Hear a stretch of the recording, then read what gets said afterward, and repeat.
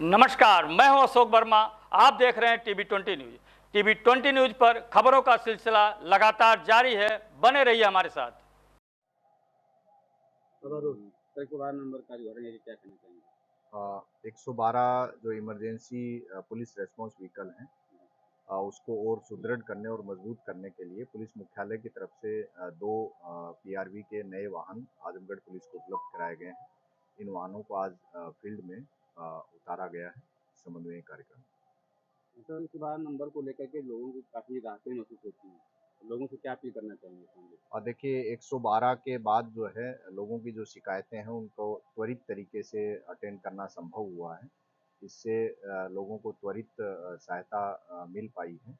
हम चाहेंगे कि ज़्यादा से ज़्यादा लोग जागरूक हों और आवश्यकता के समय किसी भी तरह की आवश्यकता हो उसमें 112 को डायल करें, कॉल करें और उस सहायता का उपयोग करें।